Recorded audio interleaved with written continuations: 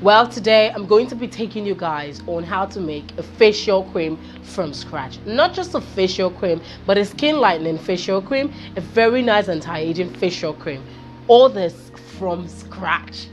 Isn't that beautiful? Okay, so if you want to know this, you need to know, firstly, you need a template for making a facial cream.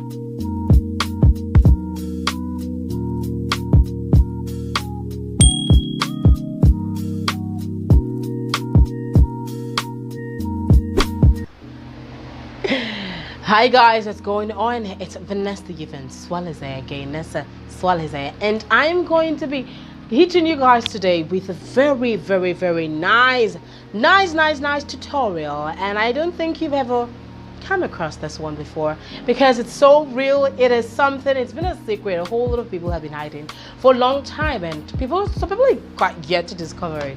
Yes, I know your ears are like tickling you to hear what this is about. I'm going to be teaching you guys how to make a Zobo cream today. Zobo, also known as Hibiscus, it's a very nice plant that is beneficial for your skin and for your health.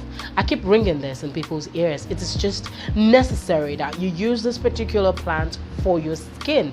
Do not underrate it. It is nice. It is nice. It is nice. Yes, it is so good. Now, it has 3 A's, actually call it the 3 A's. Alpha hydroxy acids are inside it. It also has antioxidants. It also has a very good nature of anti-aging properties inside this particular plant. So we're going to be using this to make this particular cream today for our face. So let's walk on, or let's go on to our workstation and learn how to make this. Check your water and know or make sure that it is hot before you add your EDTA. And your EDTA is the salt you're going to be using to dilute or to stabilize this particular cream that we're making. So the water has got to be hot before it will dissolve, or else it will not dissolve really well in cool water. So I'm turning it into another dish so as to enable me add my xanthan gum and wet my xanthan gum really well. Or I actually did this step, adding xanthan gum directly to the water, because I added a salt first, which is also the disodium EDTA inside it. So it's going to properly wet this xanthan gum. You can just dissolve your xanthan gum in glycerin first before you add it to the water. Now this is the hibiscus, and we're trying to get the extract out of it. Just try and double boil it. Get the amount of hibiscus plant you want or flower you want, and add the amount of water listed right there at the description bar inside it, and extract it. I'll be going in with this particular wheat gold oil because it has a blend of essential oils, which is just perfect for me, and it is non-comedogenic, very good for the skin too. And for us to melt the waxes, I'm going to be using that oil, and we're not adding shea butter in right now because the heat might kill the properties of shea butter totally. So right here with the hibiscus plant and extract, we're going to be adding our actives, which is also the arbutin, and acetylglucosamine and vitamin B3. Now we're going in with the xanthan gum mixture that we've actually dissolved earlier on, and we're adding it to this mixture of actives so as to make everything blend really well and for them to come together. Now go in with your melted waxes and your shea butter at this particular phase, and use a very nice stick blender to merge all of it together, put the oils and the water phase together. That was exactly what I did here right now. And you don't want to do it too much so that you don't incorporate bubbles in your cream base. So just blend a bit and then use a spatula to stir or to turn your emulsified product.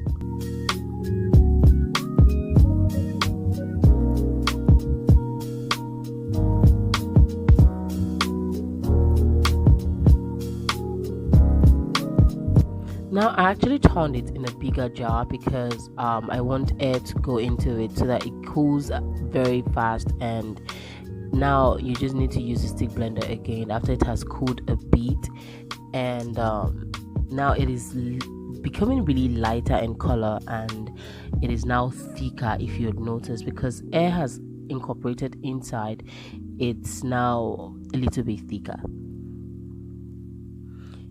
Since we have gotten the cream face that I want, I still wanted a silky kind of cream, not just anyhow cream or a draggy cream. This is a very nice silky cream. We're going in with our antioxidant right now, known as Astaxanthin oil. This is a very, very powerful antioxidant. It is replacing tocopherol here. And we're going in with Germal Plus here. It's a broad spectrum preservative that is really good for the skin, that is really good for the shelf life, of this particular product. I'm using this particular clean cap tube as my antibacterial in this particular cream because we use natural herbs in it. So I like to use that particular synthetic ingredient to hold the product together, so as not to cause acne, even if it will cause acne one day, maybe as time goes on. To complete this formulation to 100% formula and 100-gram formula, I'm going to be going in with Azone oil. Azone oil is a penetration enhancer. This means everything we added in this particular cream, it will go inside the skin and work really fast because of that ingredient we just added last. The last phase of it all is testing the pH of your product. You need to be very, very sure that this product is really good for the skin, or it is suitable and not corrosive or too acidic, and that is it, guys. It is actually balanced. It is at a neutral pH level, which means it is very good. So for those of you that are quite worried if it is stain, well, I had to try it out and it didn't stain, and the soapy feel it gives on the skin is invincible. Okay, so make sure you're using the right product, and that's it, guys. So much for watching this video. If you enjoyed this video, then please click on the subscription link or the subscription button, and also the bell button right there, so that you get to see videos like this anytime I post.